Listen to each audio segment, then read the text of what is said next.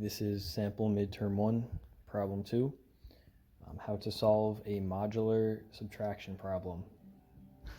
So the method I'm going to use is what's known as the Chinese remainder theorem. It was sent out in an email typed up, and it was a little bit hard to understand, but I'm going to use it here. On top of that, I will be using Fermat's little theorem as part of it, which I will explain as I go. So with a problem like this, my first observation is what the modular number is, 35. And what you do to make this easier, according to the Chinese remainder theorem, is you split this up into its prime multiples, 7 and 5. And you can divide this problem up into steps. So step 1.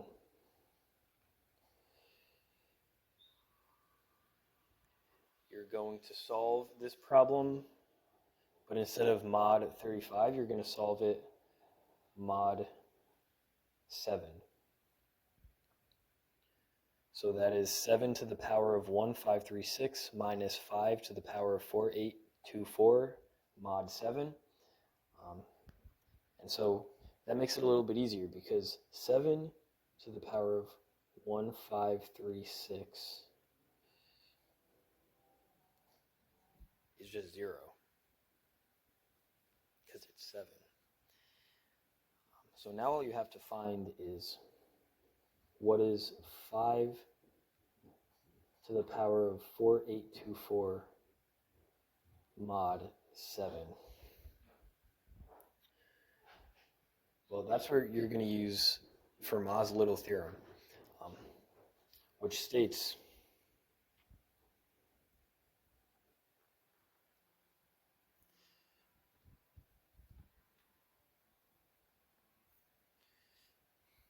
if P is prime,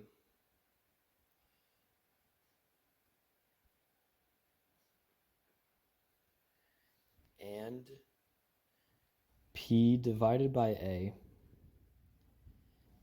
is not an integer, then A to the power of P minus 1 is congruent to 1, both mod P.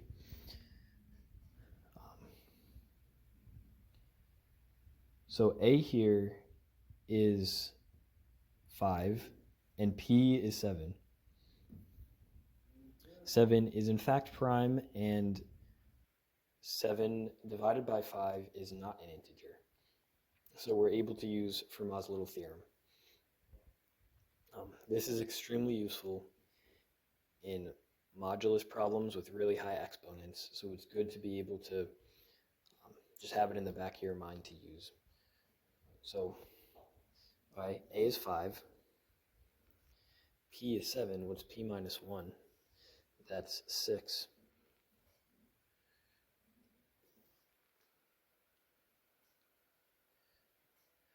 So mod 7, that should be congruent to 1,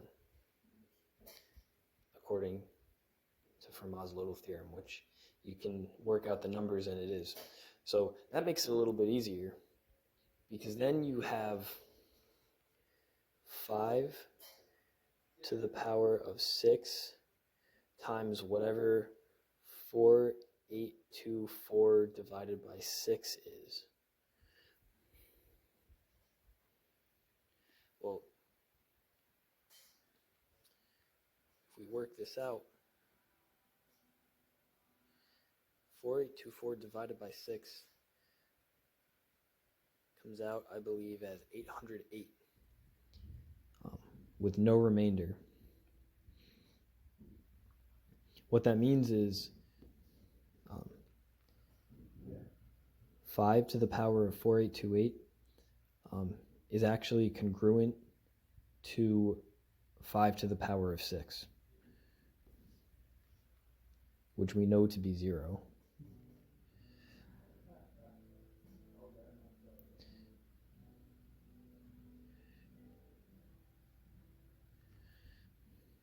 So that just equals 1.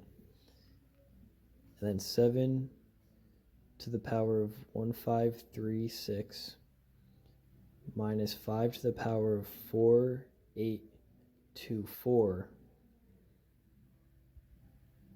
mod 7 is the same thing as 0 minus 1 mod 7, which, okay, that comes out to -1. Well, in modular arithmetic, -1 mod 7 is the same thing as 6 mod 7, and that's what we're going to keep it as. So we've solved it mod 7. Step 2 is the same thing, but mod 5. And I'm going to go a little bit quicker now that I've explained the steps, but I'll let you watch. So 5 to the power of 4824 mod 5 equals 0.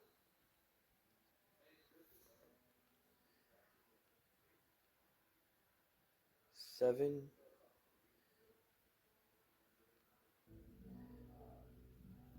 to the power of 1536.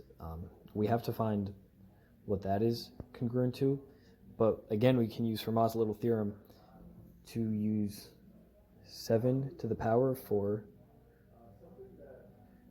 modulus 5 is congruent to 1 mod 5. And you can do this again. 1536 divided by 4 comes out to 384 evenly, so no remainder. And once again, 7 to the power of 1536 is the same thing as 7 to the power of 4 if you take them both by mod 5, which is 1. So this comes out to 7 to the power of 1536 minus 5 to the power of 4824 mod 5, which is congruent to 1 minus 0 mod 5, which we're just going to leave as 1. So, okay, you solved both parts of it. What do you do with the numbers now? Well, step 3, final step, is to multiply the two together. So what is this? 7 times 5 equals 35. So the answer of this problem mod 7 times the answer of this problem mod 5 is the answer of this problem mod 35. I don't know why that works, but that is the Chinese remainder theorem. That is what the professor sent out. And so we just have to trust that it works that way. And it does. So we can see, what is 6 times 1 equals 6. And that is the final answer.